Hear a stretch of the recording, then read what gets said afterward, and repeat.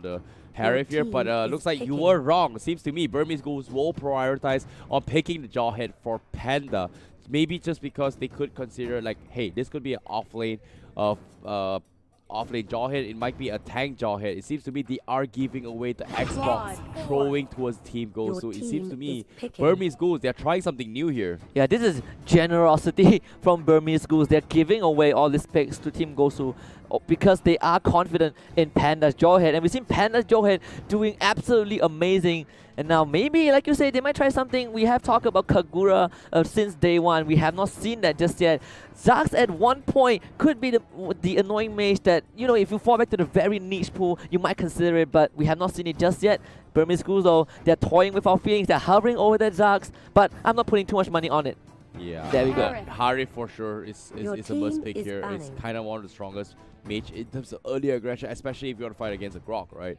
But they have a Kaja available, so in terms of early aggression here, Burmese Ghouls, they have a very strong early lineup here, composition, just because they have a Jawhead, Kaja, and Harif. But at the same time, in terms of early as well, you have to put Xbox in the picture. One of the craziest, earliest offlaners that you can think of, especially on the fighter role.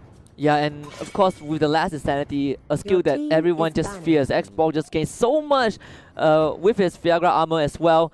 With that last insanity, we've seen what Candy Comeback did, was able to accomplish with Xbox. Even though they lost, the potential of this hero is just absolutely amazing. But Team Gosu, they will ban out the carry for the second time.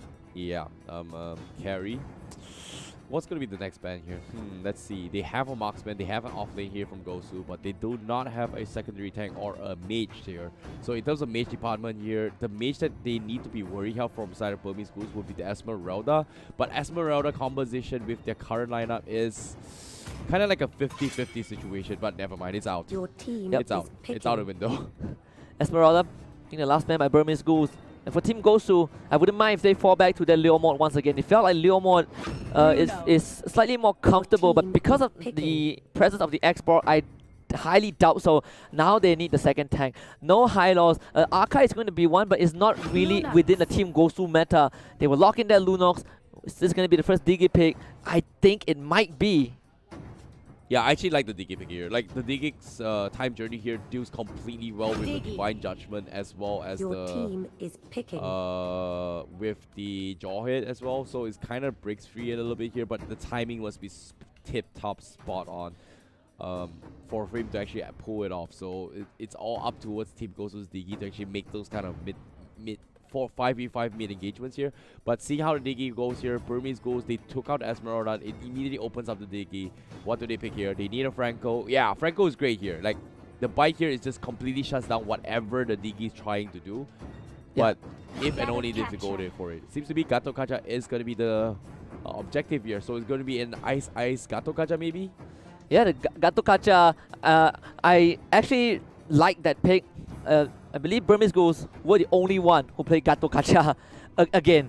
Yeah. Another pick that you just don't normally see. And he doesn't completely disable what this Digi is trying to do, but he poses an extra layer of threat. Digi, with the time journey, great. But with Gato Kacha in it, you don't really want to clump up just for that Digi ultimate. So we'll see what Team Gosu has up their sleeves with this Digi pick. It could be the trump card that Kenray mentioned in the previous interview. Yeah, definitely here. But speaking of the trump cards here, I don't know, based on the drafts here, Burmese Ghouls seem to be playing a very risky draft, but at the same time, you know, like in normal pub games, I think like, hey, Jawhead, nope, not gonna happen. But after seeing Panda play it, there is hope. There is really strong hope. I'm sorry to say, you know, Panda is a beast on the Jawhead. He's proven it time and time again here. But Team Gosu, they're not giving up. Will they take game 2? We shall see, but who are you favoring more? I mean, statistically on paper, I would still go with Burmese Ghouls simply because they are just on another level. But Team Gosu has shown that in this brutal round robin format, you don't have much time, like what, half an hour to adapt to every series. Then being able to take a page out of the other 3 teams and use it against Burmese Ghouls, even in that loss, I think they emerged victorious in some aspect. Yeah, to a certain degree here, but you know, adapting is the key here. But ladies and gentlemen, here, this is gonna be game number 2 for Team Gosu going up against Burmese Ghouls. Team Gosu, we'll see if they do the same thing like game 1 as what Team Burmese Ghouls have done with those towers. I think that opening up the map has been one of the biggest success for Burmese Ghouls. The Team Gosu also found success with it, but early scuffle in the middle lane. Ice getting chunked out by the X-Block, but the rejuvenate, the revitalize, actually keeping everyone from Burmese Ghouls alive. Maybe does flicker in, but way too far forward, and maybe not such a good idea for that one. First blood over to Team Gosu. Overextension coming in from this Kaja. He flickered forward, expecting that the Grok is not going to be able to swing him here. The revitalized bottom of the time here. Nicely done coming from Kenray, but unfortunately gets a mighty swing. Actually, it was Breezy who actually dropped the revitalize, so nicely done there coming from Team Gosu. Burmese Ghouls once again flexing a little bit too much and gets punished for it. Yeah, and I mean, fighting into a Kenray's export early on, maybe not the wisest idea for Burmese Ghouls. They kind of underestimated what Team Gosu was able to do in that small area, and they paid the price for it. The best part is, basically got the kill. Yeah, but as the game progresses here, now Burmese Ghouls, they've lost the Kaja a little bit here, but they want to get those 4 up before the next turtle buff available. 30 seconds going to be on the clock here before it actually hits in. So they're going to be trying to start things off with securing those those blue buffs before engaging the turtle side here. Basic, he's level 4. He's going to try and pick a fight with Burmese Ghouls here. Kid001 also with the Harif. I don't think Kid001 wants to take this, but he's going to go for it anyway. Breezy forced to flicker away, and Burmese Ghouls with the immediate collapse. Basic somehow survived with the brilliance. He's trying to go for maybe, but maybe it's going to be lucky this time. And the team Gosu on the offense, a bit too far forward. They lose the Lunox. Yeah, it was a smart call as well, seeing that they do not have the ultimates available here. The only one they actually had here was kind of basic here, but at the same time, Burmese Ghouls, they popped the Zaman Force, couldn't do much here. The slow was there. The rest of the teams could not keep up in time, and they had to disengage. But Team Gosu overextended and gets punished for it here. Turtle buff getting secure from Kid001, and a Divine Judgment coming in. Very nicely done here, and that's why I'm talking about no 4 available. But if Breezy had that wall charge available, he could have maybe escaped here. Yeah, just maybe, but maybe has the Divine Judgment, so maybe he could have not. escaped. maybe not. Maybe next yes. time. 50-50. But without that wild charge, it's definitely a 0 chance, and here comes Ice. Just a bit of damage on the Kenray, forcing out the last insanity from this X-Brock though. So both teams, a bit of over-aggression early on. That turtle going over to Burmese Ghouls is definitely a plus point. But we see what maybe wants to do again with the Kaja. Comes in, has a Divine Judgment, but this time Breezy was able to get away. Here comes Gato Kacha though. Ice doesn't want to let this go. A bit of overextension from Burmese Ghouls once again, but they still get the kill on the ground. But now they need to go for the retreat. They lose the Gato Kacha. Team Gosu, they answer with 1. Yeah, definitely a worthy trade here, but at the same time, maybe overextend. If maybe they don't land those the ring, the punishment ring here, and he could not have actually just let him slide off here. Like he could have just lost Gato Gacha without it all the way through. But so nice team there coming from Burmese Ghouls. It was a little bit of overextension, but still they managed to capitalize on it, making it towards an equalized score to salvage their mistakes. I'm still waiting for Polo's Digi to show some effectiveness, but immediate dive from Burmese Ghouls to take down the tier 1 bot, forcing General away from his safe zone, and Burmese Ghouls were going to start pillaging Team Gosu's jungle. They're only going to find 1 camp because Team Gosu earlier on has been reaping those resources, but Burmese Ghouls with that slight goal lead to almost 2k is going to try and accelerate the game pace. Yep, Team Gosu now, they are 3k behind Burmese Ghouls this time. They will be on the deficit, and Burmese Ghouls, seems to me, they are not too happy with the game number 1. As they were on the losing edge, on the losing edge on game number 1 from the start of the game, but now they want to scale in terms of economy now. Team Gosu, they have shown that they can play from behind against Candy Comeback. Both games they were playing from a really big deficit and still managed to win up, but immediately Kid001 sees the opportunity to go on to General and will go for a solo kill! Harif on a killing spree, and Apollo might be the second victim. Kid, are you really doing it? It seems like he is. Slightly caught out. Wall block, not in the position, but maybe it's there, and the bird will be taken now. A little bit late here with the time journey. Divine Judgment catches him beforehand, gets disengaged here, and now Ice thanking his way through with the revitalize, jumps off away. He's gonna be fine, and now Kenray, no last insanity for you. Firaga armor gets torn out. Burmese Ghouls, they want more. Maybe does he have the Divine Judgment here? Yeah, maybe just perfect, and of course Polo not not quick enough on the trigger finger, gets called out by the Kaja. Burmese Ghouls, they went from 1 kill to 3 kills in total. Because of that, right now the map is blown wide open. 4K goal lead for the red team. Yep, 4K goal lead indeed here. Team Gosu, how would they reply this here? I was expecting the Diggy to actually do more here. In Burmese Ghouls, they have an answer to that, and because of that, they're completely ignoring the power of what Time Journey is going to be doing here. But if one small mistake from Burmese Ghouls here, Team Gosu is going to capitalize this and punish them.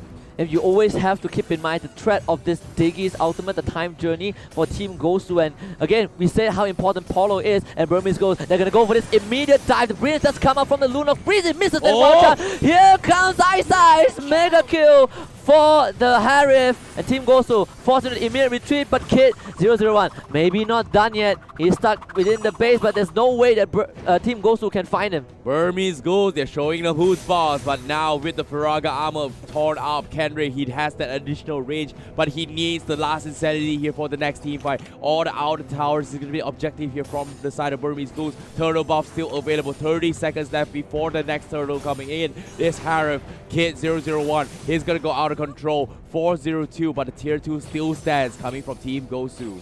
Yeah, and Kid 001 playing an amazing Harris so far, showing that showing basic that he can also play that hero. In the previous game, Kid was on the Lunox, didn't really have the best game, but this time it's the role reversal. It's basic on the Lunox, 1-2-1. Meanwhile, Kid is 4-0-2. Burmese Ghouls, they are 7K ahead of Team Gosu. Yep, the tier 2 is up. Kid 001, he's just lost the turtle buff. What is he thinking? He zips it, dashes out, and he's gonna be fine. Here comes the rewind as well, but unfortunately to say, Kid 001 is a little bit too tacky. The turtle buff is gonna be the objective here, and A007 this time, he will be the one carrying the turtle buff just because his brand new Scarlet Phantom is available. So he's gonna crit like a truck.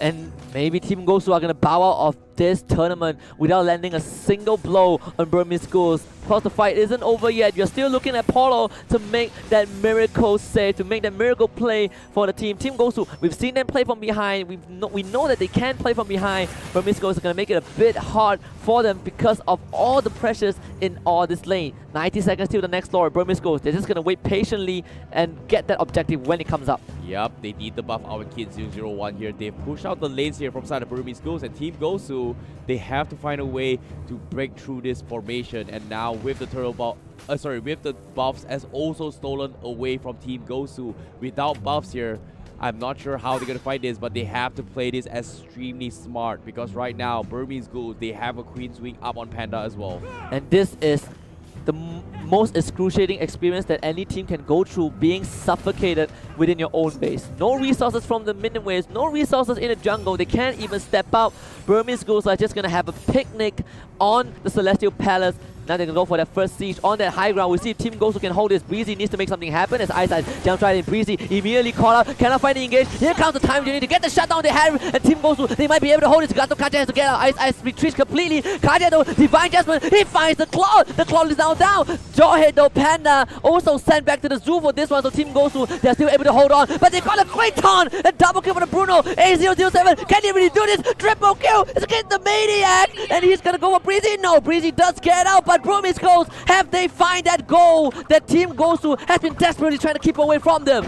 Nicely done there, coming from 007. If you think about it, that's the power of the turtle bomb. The Scarlet Phantom, he hit like a truck. I like how this went down here. The blazing duet coming from Gosu was doing so much damage, but the nice clutch Divine Judgment from Maybe took him down, allowed A007 to do all so much damage. The Maybe Kaja, the Divine Judgment, forced everyone from inside Team Gosu to commit out of their base just because they had to save General in that regards. And because of that movement right there from Maybe, Gosu was out of the position. That is where Ace007 took full use of the buff and just destroyed everyone from side Team Gosu. An excellent target selection as well. He had General in his eyes, he had Basic in his eyes, but he went for Polo. He knows that if he kills off this Diggy, Team Gosu have nothing left. I don't think it's A007. This guy is Ace 4-0-3 right now. He's the James Bond of Burmese Ghouls, and he's gonna take them all the way with their Lord to that clean 6-0 slate. But it's not over yet here because Gosu Kenry just got his Queen's Wing. This Xbox is slowly but surely going to be one of the tankiest hero in this game in terms of sustainability. But you can see these Burmese Ghouls, they want to slow poke this game. Wait for the Lord. The Lord is going to be pushing from the top side of the lane. Burmese Ghouls, how are they doing here? With the Trunket up onto Mr. Kaja now. They need a nice Divine Judgment. Look at this Salmon Force being popped up. Team Gosu, they need to do the impossible right now. Kid jumps right in and maybe a bit call out. Does not get the Divine Judgment off. So Team Gosu still survive on this. But Basic is call out. The last Insanity is an insane move from Team Gosu, but not in a good way. A General also call out as well. A007, James Bond, triple kill, and Burmese Ghouls looking for the 9-0 point. The clean sleep. Breezy is not going to escape this. The second Maniac and A007 close things out. Burmese Ghouls 6-0, 9 points in Group B. Undefeated, they will be in the upper brackets in the playoff. Burmese Ghouls showing you who's boss. Myanmar Mobile Legends, definitely